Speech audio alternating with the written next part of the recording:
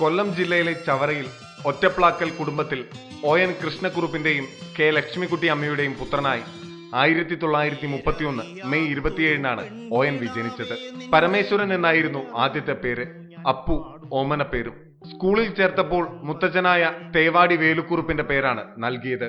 അങ്ങനെ അച്ഛന്റെ ഇനീഷ്യലും മുത്തച്ഛന്റെ പേരും ചേർന്ന് പരമേശ്വരൻ എന്ന അപ്പു സ്കൂളിൽ ON വേലുക്കുറുപ്പായി മാറി. അത് കാലാന്തരത്തിൽ മലയാളികൾക്ക് പ്രിയങ്കരമായ ONV എന്ന നാമധേയമായി പരിണാമപ്പെട്ടു.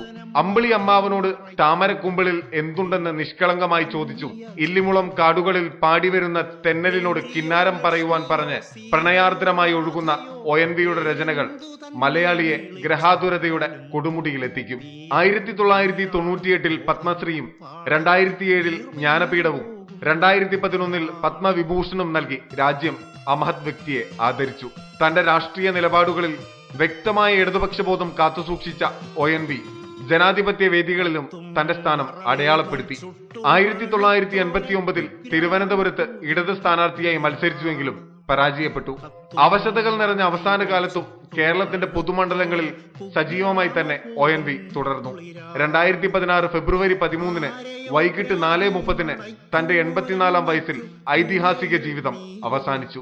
ONV തന്നെ നാമകരണം ചെയ്ത തൈക്കാട് ശാന്തികവാടം ശ്മശാനത്തിൽ പൂർണ്ണ ഔദ്യോഗിക ബഹുമതികളോടെ സംസ്കരിച്ചു. കാൾ മാർക്സിനായി ONV എഴുതിയ മാക്സിനൊരു ഗീതം എന്ന കവിതയിൽ അദ്ദേഹം തന്നെ എഴുതി വെച്ച പോലെ, ശവകുടീരത്തിൽ നീ ഉറങ്ങുമ്പോഴും ഇവിടെ നിന്റെ വാക്കുകൾ ഉറങ്ങാതിരിക്കുന്നു.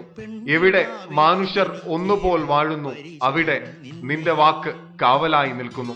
ONVയോട് ഓരോ മലയാളിക്കും പറയാനുള്ളതും ഇതുതന്നെയാണ്.